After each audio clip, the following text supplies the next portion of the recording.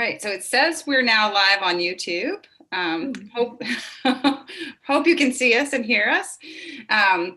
Welcome to the virtual version of Expanding Your Horizons, the Wichita edition. This morning, we have a panel of women in science from Wichita, or maybe formerly from Wichita or the surrounding area. My name is Mariah Beck. I'm a professor in the chemistry department here at Wichita State University. And I'm going to let the panelists introduce themselves and tell us a little bit about their current position and kind of their career path that led them to where they are now. And we can start with Maria.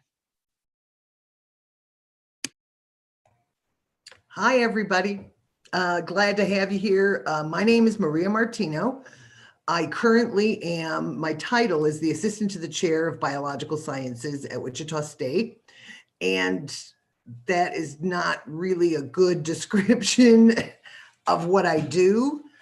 But I can tell you one of my main jobs is to advise students, which is a blast.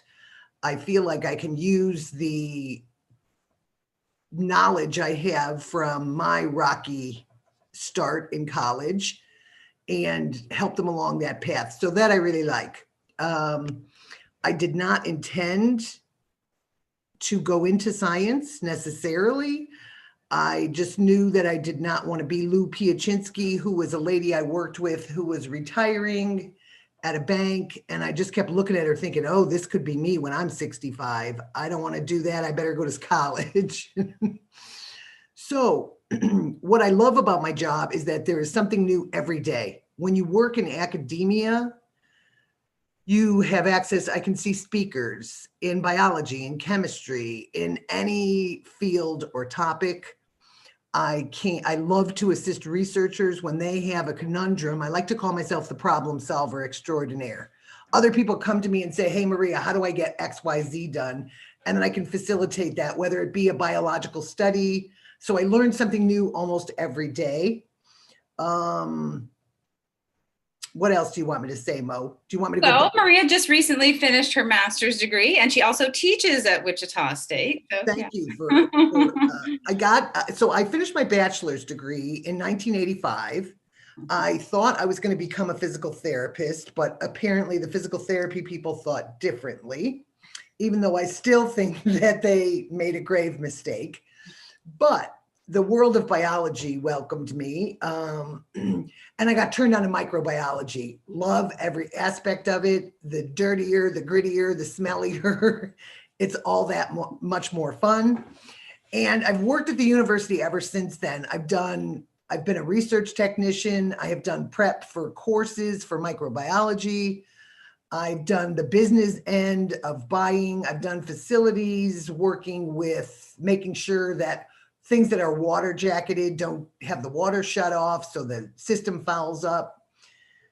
Long journey along the way. I even in 1990, so I know this is a long time ago for many of you people, but it was early 90s and I'm in a meeting with my boss. He's the chair of the department and he says, we need a homepage and I think you should be in charge of it. And I said, okay. And I walked down and I'm like, what's a homepage? Never heard of a homepage. So as I started delving into this with the university and I'm talking to the computing people, they're like, you can't have a homepage. And I'm like, why not? And he said, well, you have to learn HTML. And I'm like, okay. And their internet existed. So I went out, the University of Illinois is where HTML came out. I went out and I learned HTML and then I called the guy back and I'm like, okay, I'm ready now. I can code now, let me go. And I thank my sister for that, who told me early in my college career to take a computer class because they were the wave of the future. Little did I know that my Fortran class would come in handy because I did kind of understand a little bit more of the logic, et cetera. It also helped me in Excel, be able to balance my checkbook, do any kind of the spreadsheets at work. You ask people, do you know Excel? And they say yes, but they think that that means data entry. It does not. You have to do things behind the scenes to get that to work and get the pretty displays, et cetera. So worked the whole time, had kids, and when my youngest son turned 18, I decided that I should get my master's degree. So I don't know, I was in my late 50s then. I'm 62 now. And I just finished in May of 2020. Actually, my research mentor was Mariah's husband, James Beck. We did a study on polyploidy in plants. Humans have diploid genomes. Plants also have diploid genomes, but they can have tetraploid or hexaploid. And we were looking at that phenomena in a species and its range across the United States. It was awesome work. I still had not forgotten most of my lab skills, so walking into the lab was fairly easy. There was a heavy lift learning new statistical programs. R is a statistical program that came out. Found out later that my son knows R really well. He's a computer engineer. And I'm like, all this time you could have been tutoring me. And he worked at Microsoft. They use R heavily at Microsoft. All of the computer bug reports that come out, actually, they analyze all that data in R. And I'm like, well, why don't you use Excel? Well, because you can't program Excel the way you can in R. So now I have my master's and not sure what I'm going to do with that. I do teach intro micro lab for health professionals. Again, love it, love it, love it. Students normally love it also. In micro, everything is hands-on, a lot of colors, there's a lot of information, but the students walk away and feel like they have a skill in microscopy, how to grow bacteria, how to recognize symptoms of diseases, etc. Trying to get them through think. So that's me. I'm happy to answer any questions. Well, thank you. Move on to the next person. Okay, well, I'm going around my screen. Anoka, would you introduce yourself? Hi, I'm Inoka Hevavitarana. I was in Kansas, for almost 17 years before I moved to Illinois last year. So, I wanted to just give like a brief introduction where I came from. So I originally from Sri Lanka. It's a very small island south to India. So in 2003, I came to the United States just to, get my graduate studies. So I did my PhD in biochemistry in Wichita State University. So that's where kind of, I started. So my research supervisor was Professor Vimala Sene. So in there, I spent almost 5 years learning biochemistry. Especially my research was like, more towards the neuroscience. And then plus, we did a lot of cell culture there. So after I graduated, I got opportunity to join a pharmaceutical company. When I joined, it was it's a generic company called Hospira. So, there I started as a scientist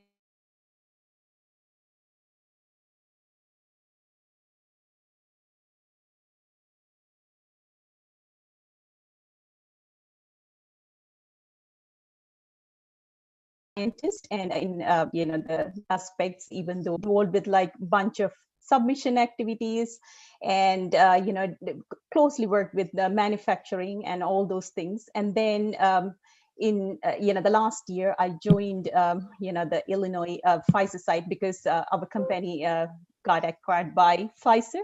So right now I'm a Pfizer employee. So my current role is an analytical development. I have a team. So my job title is manager, but it's like I have a small team, and we mostly do like analytical development activities. But we wear different hats, when projects come in our way. Most of our job is to work closely with the formulation people and then take the product from development space to the manufacturing space. So that's like something we are working on right now. And I just wanted to give a little bit background with like, sometimes people think that as a woman is pretty challenging to be in science. I wanted to tell you, especially a person coming from a different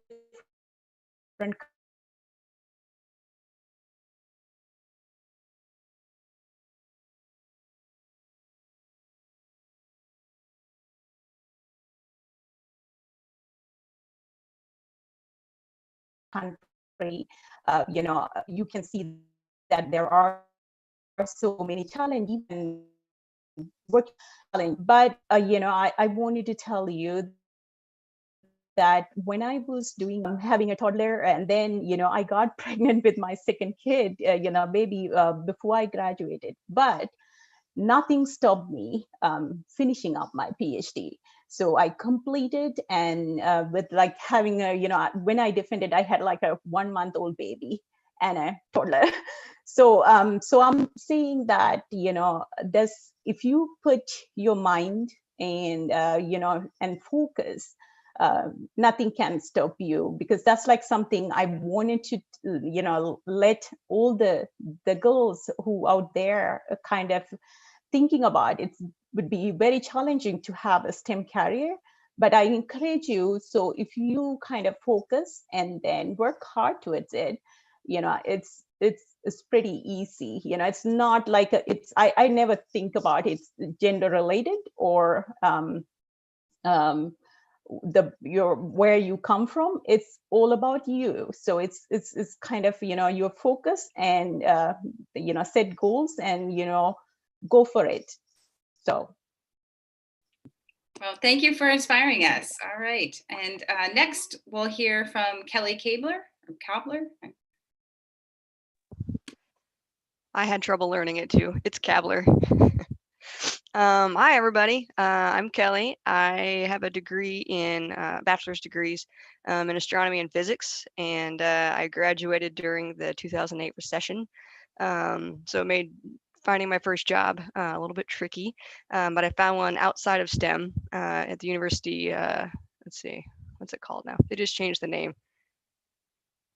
KU School of Medicine Wichita is what it was. I don't know the new name, I guess. But I moved here after graduating from KU in Lawrence, and worked there for about 5 years to kind of ride out the wave of the up and down manufacturing industry here, the waves they go through of layoffs and things. And then I tried to pursue a job in the manufacturing aerospace field, and found a job with a calibration lab. And so I began there in 2000. I can do this. 2011, I think. And in the meantime, while I was sitting and kind of waiting for the economy to turn back, I was getting really antsy, and I really missed space and science, and just the environment of teaching and being around other people.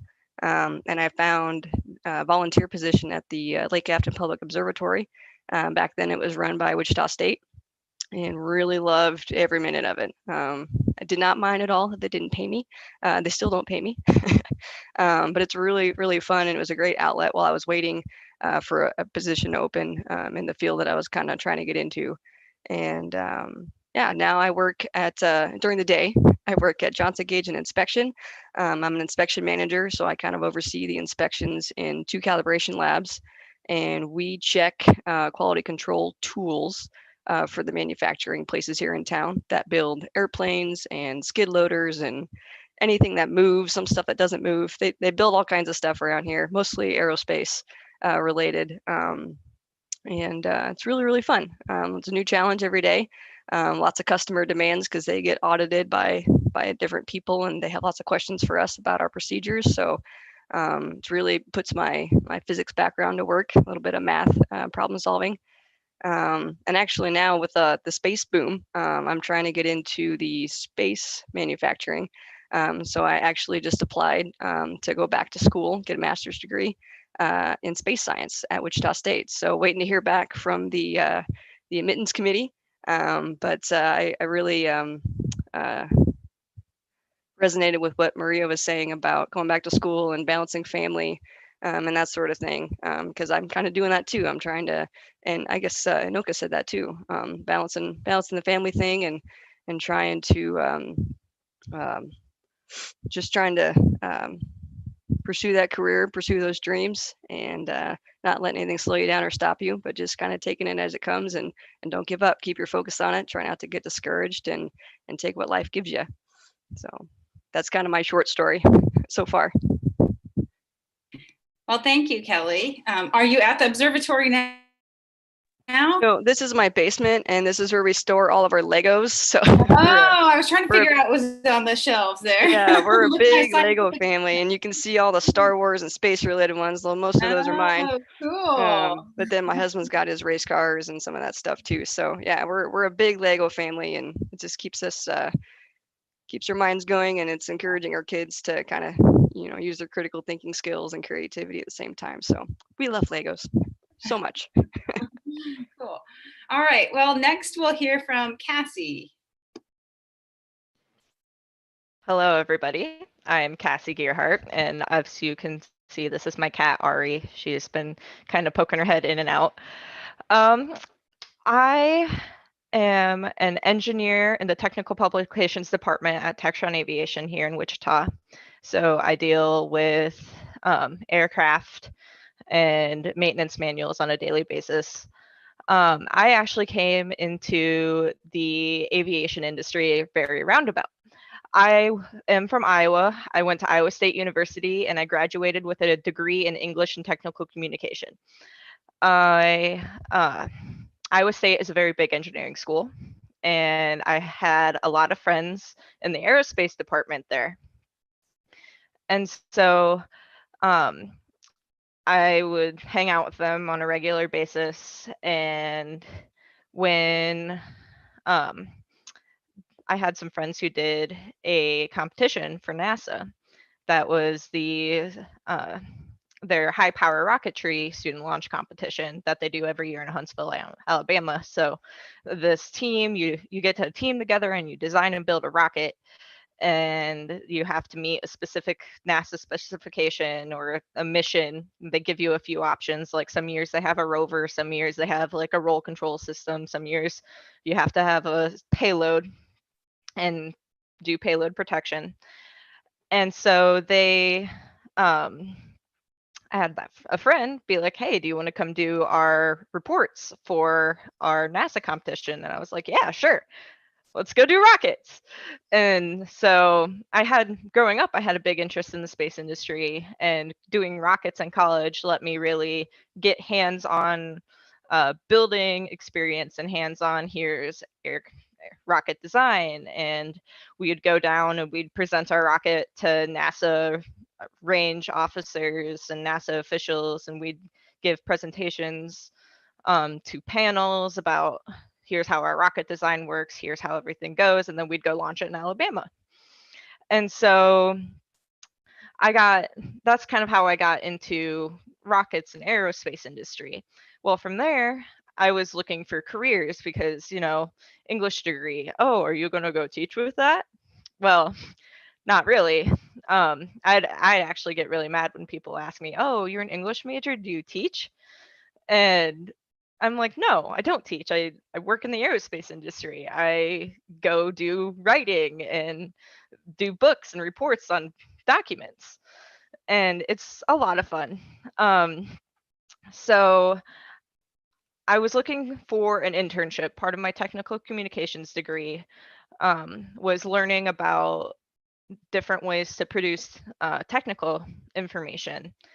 And so I would learn about here's how you put together a step-by-step procedure. Here's how you use XML and different coding for websites and for document production. And when I was looking for an internship as part of my degree, I had to have one so I could graduate.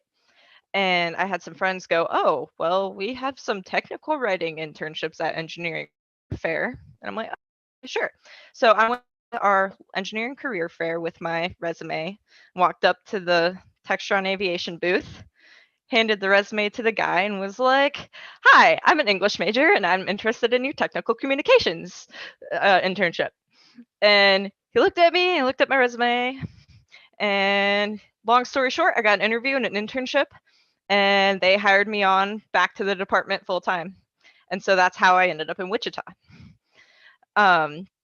And now going into what I do a little bit on a daily basis is I write aircraft maintenance manuals. Well, I deal with engineering drawings and engineers and reports, and I take all that information and deconstruct it, break it down, and turn it into step-by-step procedures on here's how you maintain an aircraft. And so I deal a lot with all of the engineering and science, well, science, yes, math more so, of the background in the background data for all of the maintenance documents out at Cessna. And then, because I was a rocket nerd in college and not a plane nerd, I also got involved at Lake Afton Public Observatory, and astronomy is now my side hobby. So I am out there doing all sorts of sciencey, spacey things. Come visit me. I'm there Friday night, and Kelly's there Saturday night. So we'll be around. And that's kind of how I got my start into science.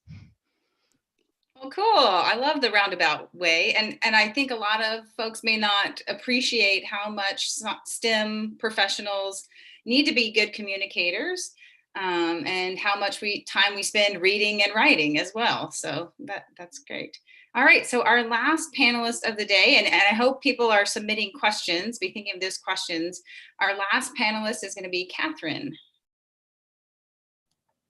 Hello, everyone. So I grew up in a household of girls. And so our dad made sure to teach us, like, you can do anything you want, you know, the world is yours, make sure you dream big. So both my older sisters went into engineering degrees, and they went off and did that part. And then I came along and I was like, well, I like engineering, but I also like drawing, not very good at math. So I ended up in architecture, essentially. And so then I went to Kansas State University for architecture, fell in love with it, was totally like the right path and all this other good stuff. Then I went on to internship with a company here in Kansas City, which was really fun. I got to go on construction sites, you know, all this other stuff. And it was actually interesting talking to some of my older bosses who are female. And, you know, they talked about back in the 60s when they would go on job sites, they were wearing pencil skirts and walking through construction sites. So they're like, be happy you're in boots and jeans now, you know? So it's also interesting to see like how industry has changed over time and that kind of stuff as well. And so I did internship, and then I graduated this past May during the middle of COVID, which has been an interesting experience, to say the least. I landed a job here in Kansas City at the same place I interned to, similar to Cassie and whatnot. And yeah, I just fell in love with it. You know, it's interesting with architecture because it's recently become a STEM career, because it involves some math and science, but you have to understand that you're also dealing with other engineering disciplines as well. So as an architect, you're managing over a project and stuff. You also have to understand the structural engineering aspect. You have to understand the mechanical, electrical, and plumbing aspects. So it's not just us drawing. We also have to understand engineering concepts. So similar to other people who have spoken, you know, there's very vast parts of a career that you also have to understand larger aspects of it. And one thing that I would like to encourage anyone, you know, you don't have to be like a math guru or a science guru to go into STEM. There's other careers, there's other options, kind of like what Cassie talked about with, you know, writing and all this other stuff. And just because it's labeled STEM, there's a wide variety of options out there for you. So, yeah. Yeah, I think a lot of times the way we learn science in K through 12 maybe is from a historical perspective, where the science is already done and we're learning about things that are have been done, and it doesn't sound like a creative enterprise. But that's the irony of it, that, you know, science, STEM fields are this very creative activity as well. At Wichita State, you know, the STEM fields are not engineering, but the rest of the STEM fields are grouped together with liberal arts and sciences. And that may seem kind of ironic, but, you know, those things kind of also work together, as, you know, we're all endeavoring to understand more about our world and using kind of creative approaches to that end. So I don't know if Jill has received any questions from viewers today. Okay, we have one question.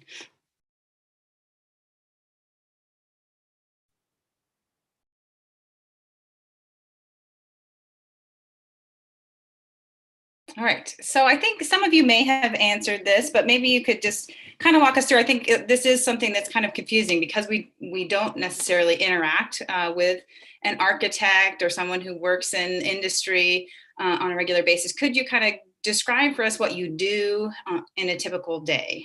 And I know there's no real typical day, but and whoever wants to start can jump in. I'll start since nobody's heard from me in a while. Hi, I'm Maria again. Biology is my field. For me, a typical work day is first checking email, getting rid of those items. Secondly is looking, and so I guess I can give you my typical Friday. Friday, I had a guy from Physical Plant who runs all of the facilities came in, and they had done, we just finished a construction job. So tagging off of Catherine, I had to work with architects. They sent me all kinds of drawings and things that I really didn't understand, but I learned quite a bit about laying out and designs. So I had a guy from Physical Plant come in. They were training on our new fume hoods, which vent. You work inside of them to stay protected and it vents out. They were learning about that, but they came to me because they said they had an issue with some flapper not working properly. And I went from chatting with him to meeting with a campus visitor who was a prospective biochemistry student from Oklahoma. Then I started working on we're trying to computerize our vehicles. When our vehicles go out, people have to log what they do and where they go when they get gasoline, so we can do chargebacks to grants, et cetera. And I've been trying to make all of this system electronic, so everything is done. Right now, I do the old-fashioned way. People hand me their handwritten logs. Hello, it's 2020, people. I'm like, don't you have computers in the field? These are our field biologists. And so sometimes when, here's an example, they tell me, oh, I went to Chigger Ranch. And I'm like, okay, but where is that? Oh, it doesn't have an address.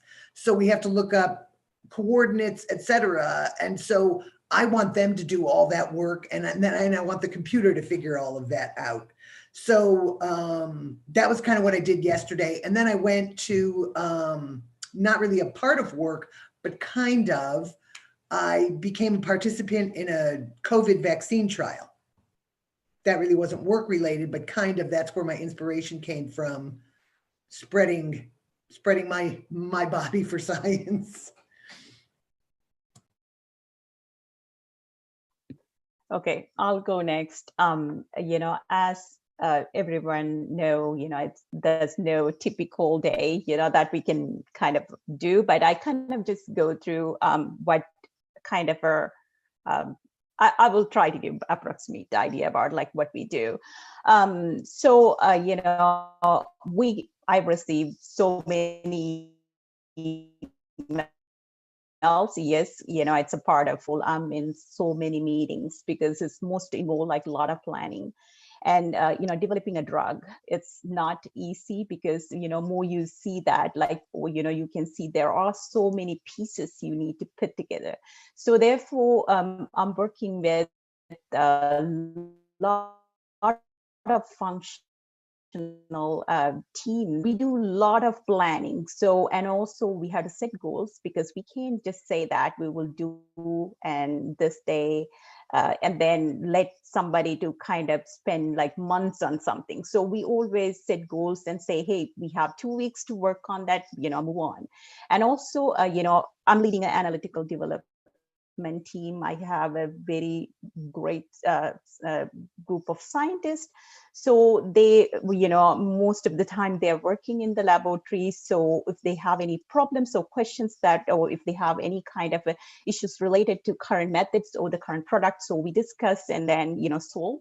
And also, the most of the things about and as the one thing I kind of mentioned, we are closely working with manufacturing sites, so we are kind of transferring our knowledge to them in order to manufacture, because in the development phase too, manufacturing is totally different because they have to scale up the product. And we, I wanted to just put like something, first we make engineering batches. Those are like kind of trial batches. Once we know all the things about that batch, we move forward with we normally call that one registration batches or exhibit batches. So we make that drug and then we test, because that's like something we wanted to make sure before we put that one out to the market.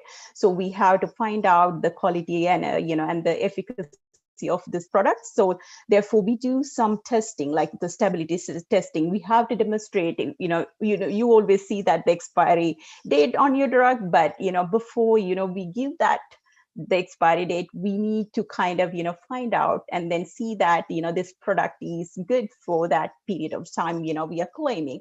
So all those work we are kind of doing in our laboratories.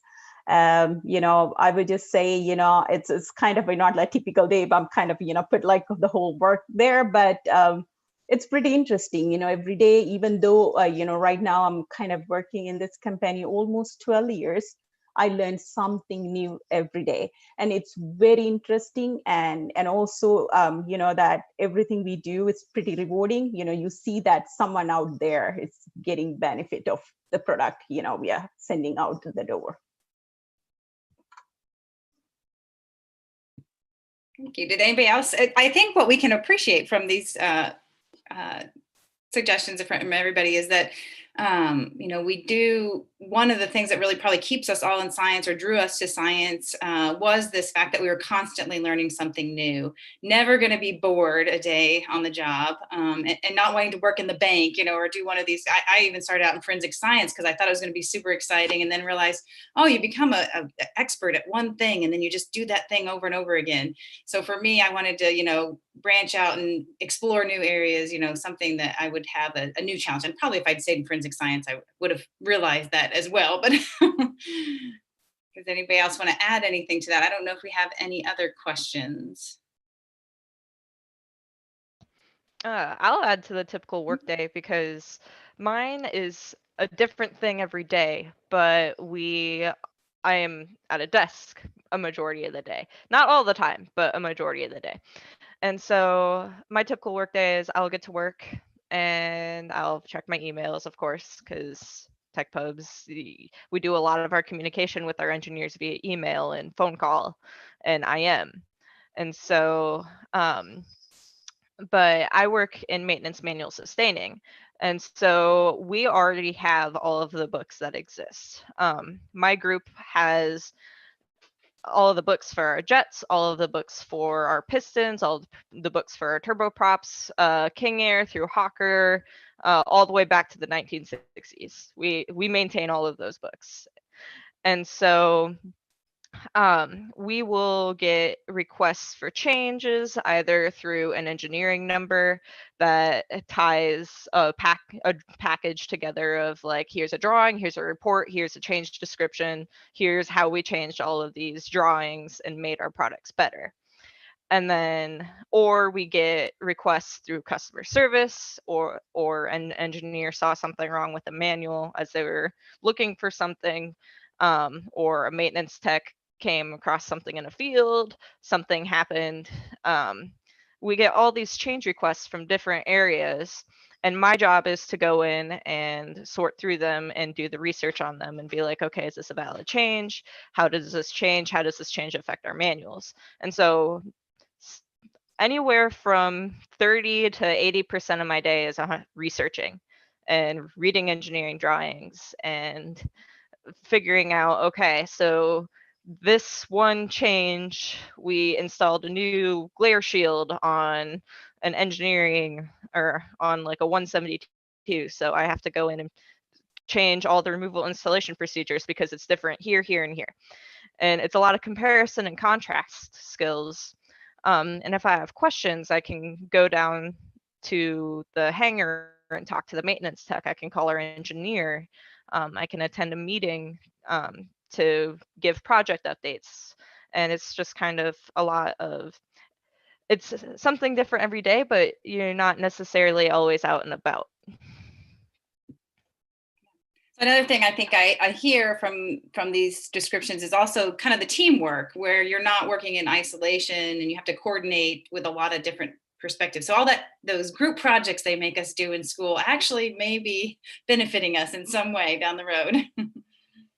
All right, well, I think we were supposed to wrap up at 9:30, so I don't want to push the schedule over. Is that correct, Jill?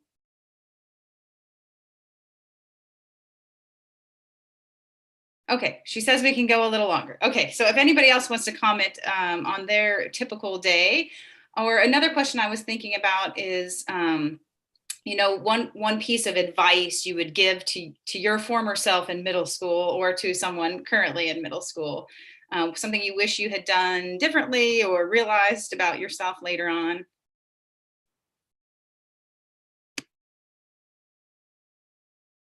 I've got one right off the top of my head.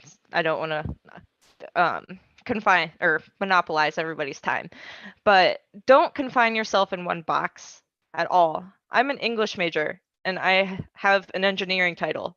Like, if you can think of a way to apply it to that field and you are interested in that field, go for it. You are 100% of what you make your career out to be. And you can work toward it every step of the way. And just because you don't have that engineering degree or that background in astronomy, you can go do things like volunteer at an observatory or work for an aerospace company. There is a niche out there for you if you can dream of a way to get there.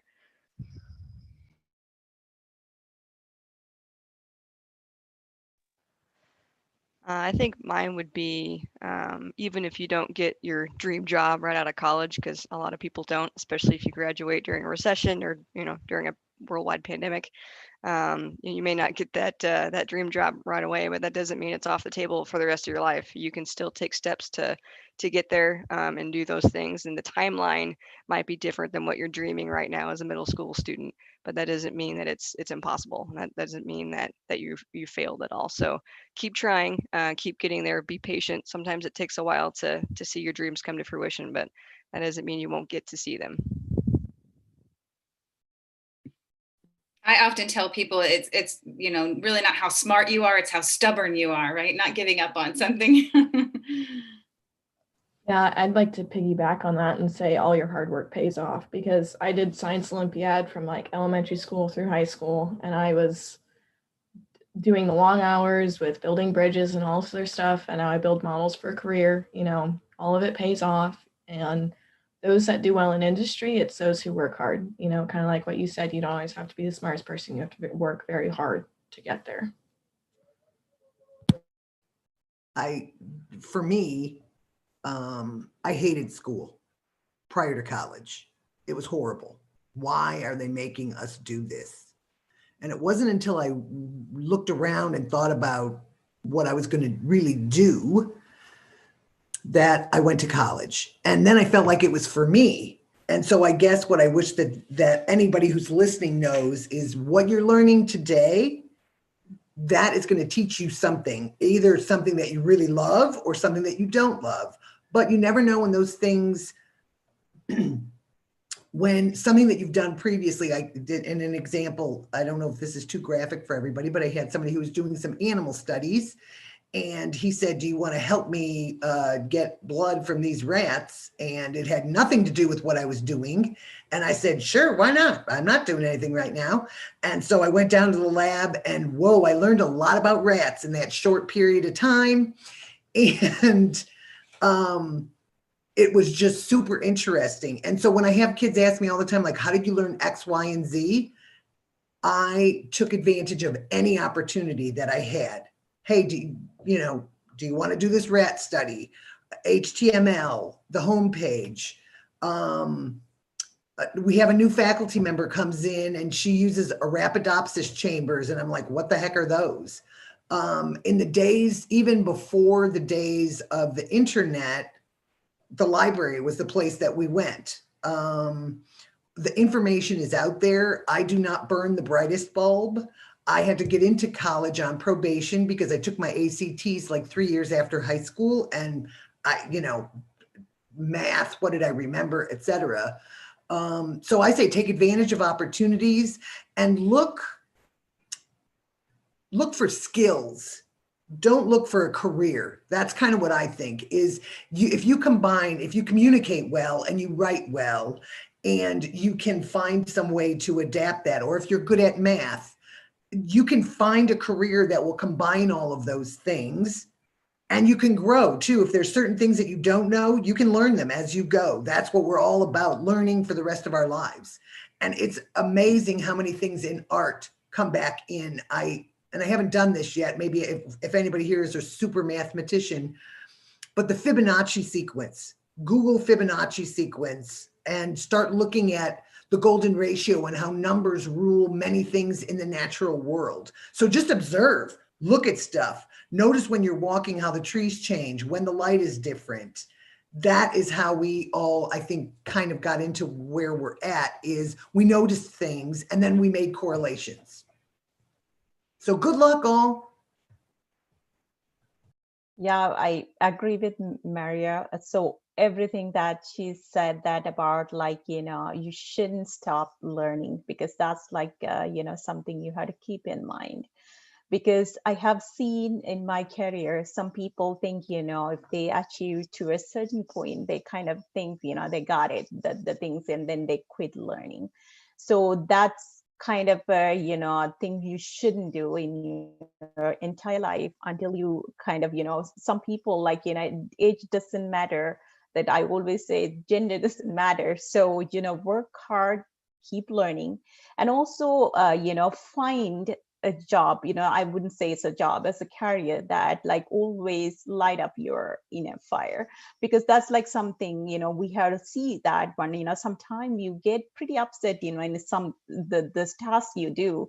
So that means it's not like giving you the whole energy that you want. So therefore, look for things that you love to do, because every time you do something you love, then you don't feel like you're kind of, spending time, the time, it's not going to be a problem there. Because instead of working 40 hours, then you will kind of, put yourself in there and work 60 hours because you love to do that, and then you want to see the end results. So therefore, my advice is also keep learning, and then find something that you love. Don't go for like money, because it's not going to end well. So therefore, if you wanted to enjoy, every minute, if you wanted to enjoy your job, or like career, just find something you love. Well, thank you all for participating in this panel. It's been really enjoyable to hear from a variety of women in STEM. And hopefully you enjoy the rest of your activities here with the Expanding Your Horizons virtual workshops today. So have fun, explore new things. And it sounds like you have mask testing at 10 today. So we'll find out how those masks are protecting you from COVID. And hopefully you can go out then and tell all your friends why you should be wearing masks. All right. Well, thank you. Stay healthy. Stay excited about STEM. Yeah. And we'll see you maybe in the spring for another event as well.